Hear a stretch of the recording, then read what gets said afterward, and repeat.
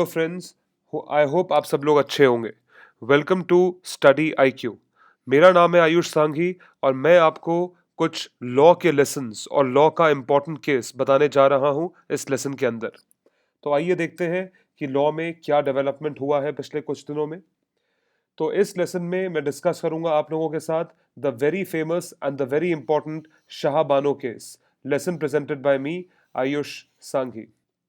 तो इस केस का बैकग्राउंड ये कहता है कि ये केस कंट्रोवर्शियल इस वजह से है क्योंकि इसमें एलिमनी और मेंटेनेंस यानी कि तलाक, डिवोर्स के बाद जो भी चीज, जो भी पैसा हस्बैंड यानी कि पति द्वारा वाइफ को दिया जाता है उसे एलिमनी बोलते हैं। और कोई भी मेंटेनेंस या किसी भी तरह की हेल्प करी जाती है, so it is given in the case of any kind of divorce in Muslim religion. The case highlights how people use religion, यानी कि एक रिलीजन को किस तरीके से यूज करेंगे अपने खुद के बेनिफिट के लिए और दूसरे के अगेंस्ट रंजिश निकालने के लिए या बदला निकालने के लिए। ये इस केस का थोड़ा सा बैकग्राउंड है। तो सुप्रीम कोर्ट ने एक मास्टरपीस जजमेंट अनाउंस करा था इस चीज को लेकर कि अगर कोई तलाक देता है, अगर कोई हस्बैंड अपनी वाइफ को जो कि मुस्लिम ओरिजिन की है उसे तलाक देता है, तो उसे उसे मंथली बेसिस पे कुछ ना कुछ रेम्युनरेशन यानी कि एलिमनी, कुछ मेंटेनेंस चार्जेस पे करने पड़ेंगे। अगर उसने नहीं पे करे तो उसके अगेंस्ट लीगल एक्शन लिया जाएगा। ये सुप्रीम कोर्ट का जजमेंट था। बट सारी की सारी कंट्रोवर्सी कहां से शुरू होती है, जब ये सुप्रीम कोर्ट का जजमेंट टर्न कर दिया गया था एक लॉ से जो कि पास किया गया था इंडियन नेशनल कांग्रेस के द्वारा सन 1986 में। इसका नाम था मुस्लिम women protection of rights on divorce act 1986।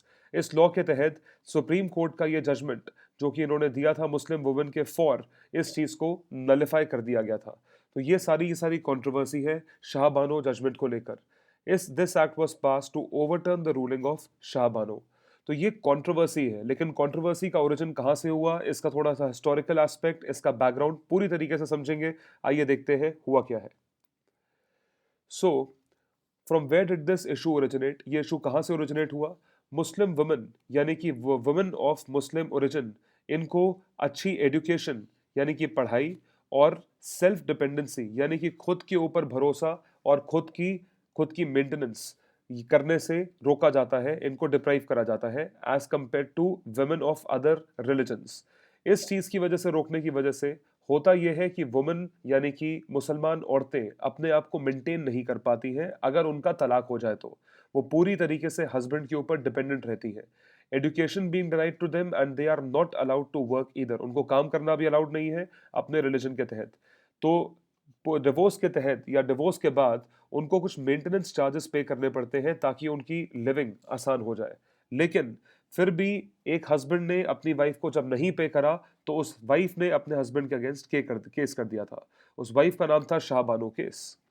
So in India we have different personal laws. Personal laws का मतलब होता है कि कोई भी लॉ जो पर्सनल बेसिस पे देखा जाता है, जो कि एक पर्सनल रिलीजन के बेसिस पे लॉ होता है, गवर्निंग ईच कम्युनिटी, हर एक कम्युनिटी को गवर्न करने के लिए। जैसे कि हिंदू लॉ को गवर्न करा जाता है हिंदू मैरिज एक्ट के तहत, हिंदू सक्सेशन एक्ट के तहत।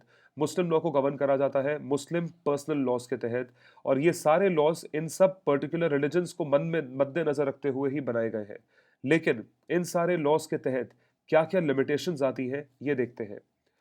सो these laws are personal and they are not penalising in nature, यानी कि जो लॉ मुस्लिम वुमेन या मुस्लिम मैरिज के पॉइंट ऑफ व्यू से बनाया गया है वो पीनलाइजिंग नहीं है। अगर आपने कुछ गलत करा तो आपके ऊपर पेनल्टी नहीं लगेगी। तो इस चीज को देखते हुए सारा इशू स्टार्ट होता है। अगर एक नॉर्मल लॉ बनता है जैसे कि क्रिमिनल लॉ, जैसे कि पीनल लॉ, तो वो सबके लिए बनता है, वो रिलीजन देख के नहीं बनता। लेकिन अगर कोई पर्सनल लॉ बनता है एक रिलीजन के बेसिस पे, जैसा कि मैंने आपको पहले बताया, उसमें अपने हिसाब से चीजें बनाई जाती हैं और हेंस उसमें पेनल्टी का नेचर अगर आप चाहो तो लेवी ना भी करो। जैसे कि adultery becomes a ground for divorce, इस वजह से डिवोर्स होते हैं, तलाक होता है या जुडिशियल सेपरेशन होता है, जो हस्बैंड वाइफ से सेपरेट हो जाते हैं। लेकिन अगर आपको अपने हस्बैंड को ट्राई करना है या हस्बैंड के अगेंस्ट केस करना है किसी भी मुसलमान औरत को, तो उसको इस चीज के लिए इंडियन पीनल कोड के तहत अपील करनी पड़ेगी, दफा इंडियन पीनल कोड के लगानी पड़ेगी। तो पर्सनल लॉस को फैमिली लॉस कहा जाता है, लेकिन इन फैमिली लॉस के तहत कोई भी वुमन यानी कि कोई भी लेडी अपने हस्बैंड को डिवोर्स के तहत या केस नहीं कर सकती उसके अगेंस्ट अगर उसके ऊपर डिवोर्स फाइल हो जाता है। तो ये सबसे बड़ा लिमिटेशन है पर्सनल लॉस का, जिसकी वजह से पर्सनल लॉस बहुत ज़्यादा कामयाब नहीं है, और वो कामयाब कुछ ही केसेस में है जो जो भी लोग उनको मानते नहीं हैं। तो आइए देखते हैं कि क्या केस थे, क्या फैक्ट्स थे शाहबानो केस के। शाहबानो की शादी हुई थी अहमद खान, जो कि एक एडवोकेट एडवोकेट थे। 5 बच्चे थे। 14 साल की शादी के बाद उन्होंने एक और शादी कर ली अहमद खान साहब ने। He married a younger woman in 1975। सन 1975 में Ahmad Khan drove her out of matrimonial home, अपने घर से बाहर निकाल दिया सन 1975 में। तब उनकी उम्र 62 साल थी, यानी कि शाहबानो की उम्र उम्र 62 साल थी। तो उन्होंने अपने हस्बैंड के अगेंस्ट केस कर दिया, एक पिटिशन फाइल करी अप्रैल 1978 में, ताकि वो अपने हस्बैंड से कुछ एलिमनी यानी कि कुछ मेंटेनेंस चार्ज ले सके अंडर सेक्शन 125 ऑफ सीआरपीसी। तो आप देख सकते हैं कि पर्सनल लॉ यानी कि मुस्लिम मैरिज एक्ट या मुस्लिम मैरिज लॉज के तहत उन्होंने कोई एलिमनी नहीं ली।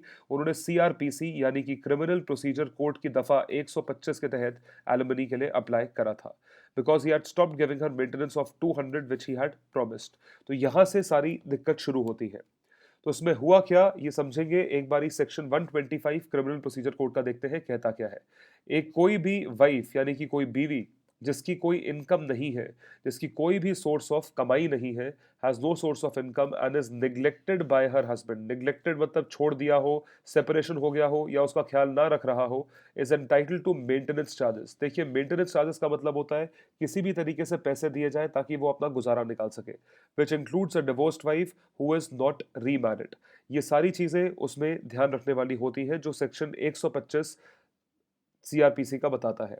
1978 के बाद अहमद खान साहब ने उनको तलाक दे दिया, एक्चुअल तलाक दे दिया, इररेवोकेबल तलाक दे दिया, जो कि रिवोक नहीं हो सकता, यानी कि परमानेंट तलाक, पूरी जिंदगी के लिए तलाक। और उन्होंने ये प्ली ली या ये डिफेंस दिया कि शाहबानो अब उनकी बीवी नहीं है, जिस वजह से उनको कोई भी ऐसी रिक्वायरमेंट नहीं है कि वो उनको मेंटेनेंस पे करे। तो मैजिस्ट्रेट कोर्ट ने अहमद खान को डायरेक्ट करा ताकि वो 25 रुपए प्रति मंथ शाहबानो को पे करेंगे।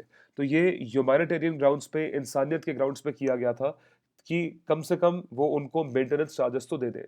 This amount was enhanced by the revisional application. High court of Madhya Pradesh ने इसको रिवाइज करके इस वैल्यू पे लेकर आए थे। तो हुआ ये कि डिस्प्यूट कहां से स्टार्ट हुआ। Ahmad Khan approached against the judgment to Supreme Court. High Court के जजमेंट के अगेंस्ट ये सुप्रीम कोर्ट गए, जहां पे सुप्रीम कोर्ट ने क्या किया ये देखेंगे। उनका कंटेंशन क्या था कि डिवोर्स के बाद किसी भी फॉर्म का रिलेशन, संबंध अपनी डिवोर्स्ड वाइफ के साथ नहीं हो सकता, और उसको हराम कहा जाता है, और ये चीज इस्लाम के अगेंस्ट होती है। Hence he is not liable to maintain her.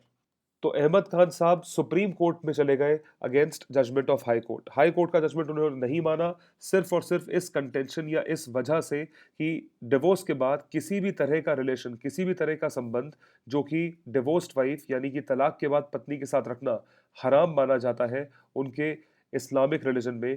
तो इस वजह से उनको कोई भी मेंटेनेंस चार्जेस पे करने की जरूरत नहीं है। तो इस यहाँ से डिस्प्यूट स्टार्ट हुआ था। लेकिन आप सुप्रीम कोर्ट की खास बात देखिए, 3 फरवरी सन 1981 में 2 जज की बेंच ने सीआरपीसी सेक्शन 125 यानी कि हाई कोर्ट ऑफ एमपी का स्टैंड अपर हैंड पर रखा, और उन्होंने उस चीज की परमिशन दे दी, उस चीज को अपहेल्ड किया गया। तो Muslim bodies, all India Muslim personal law board या Jamiat Ul Ulama Hind joint case to give their opinion, और 23 अप्रैल 1985 सुप्रीम कोर्ट ने यह जजमेंट दिया कि हाई कोर्ट का जजमेंट बिल्कुल सही था और उसको रिवर्स ना किया जाए। तो इसको एक हिस्टोरिकल जजमेंट माना जाता है, एक बहुत अच्छा जजमेंट माना जाता है जो कि सुप्रीम कोर्ट ने दिया था। तो इस जजमेंट के तहत हुआ क्या कि लोगों का विश्वास सुप्रीम कोर्ट में वापस से जागा, जुडिशरी में वापस से जागा, where justice comes before religion. किसी भी रिलीजन के पहले जस्टिस आएगा, ट्रुथ सच्चाई आएगी, इक्वालिटी आएगी, righteousness will come before religion.